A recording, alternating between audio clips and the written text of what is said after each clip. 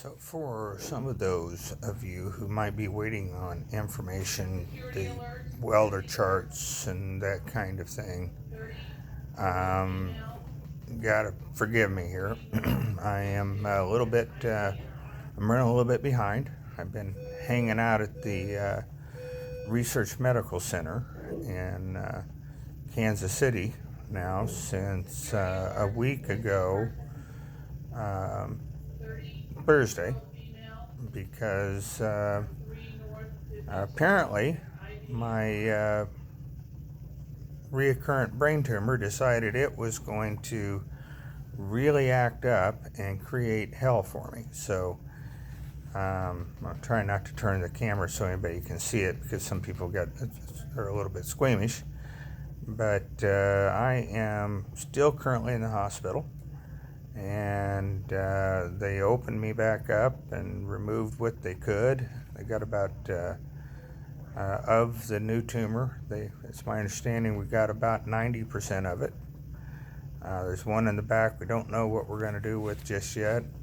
However, my radiation, or not my radiation, but my neuro-oncologist has sent apparently dozens of slides off to different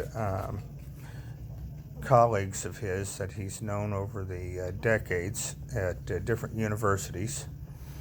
So I have more than a dozen brilliant minds looking at my brain cancer, trying to figure out, is there another avenue we can use to approach this?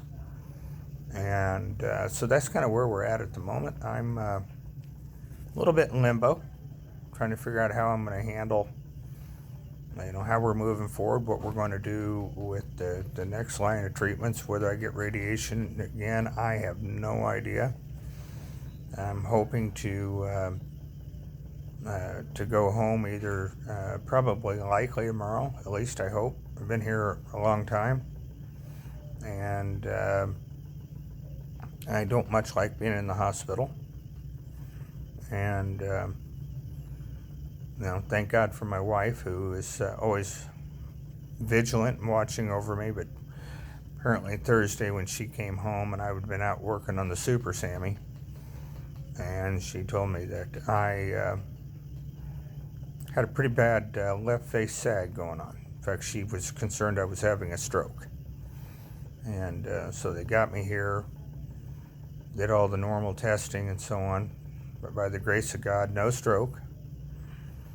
Didn't have a heart attack.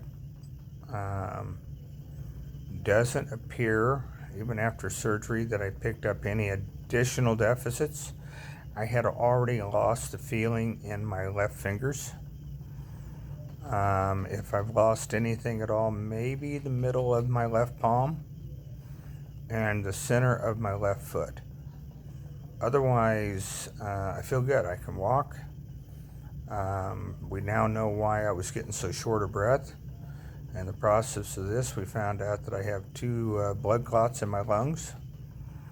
And so part of the reason they're not letting me go home is I'm having to be on heparin to see if we can't get one to thin out the blood, and they're going to put me on some other drug that's an anticoagulant drug, so I don't have a stroke or a heart attack. And so that's going to be coming up.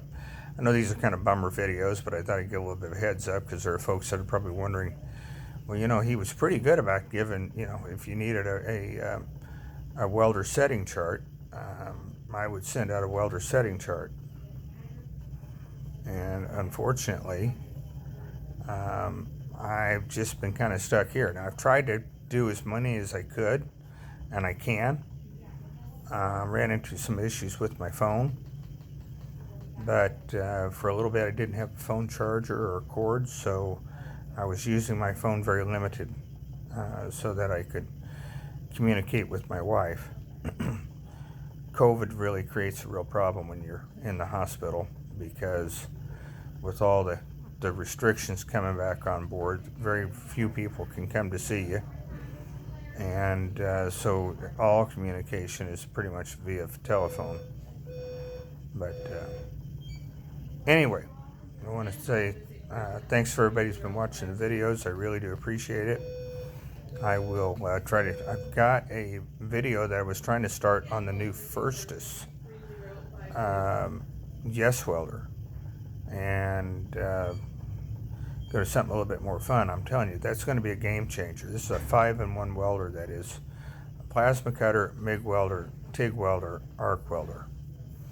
It has a cannon plug on it, so whether or not they're going to give us the ability to have a spool gun, I don't know. But it also has a the manual settings mode, which makes setting up the welder very quickly for your own personal preferences way easier, because now you can use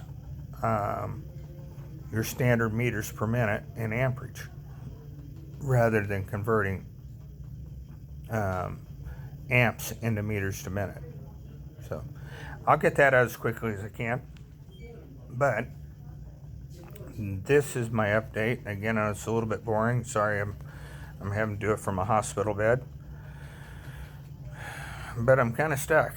They won't let me go home, and then they got me on it because when you do something like this, you're on heparin. They put you on fall monitors, so I can't even get up to go wee-wee without having to ask for permission.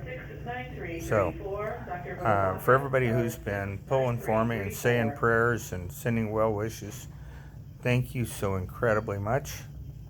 I will link, although it feels self-serving and I hate even doing it, but I will link our GoFundMe page.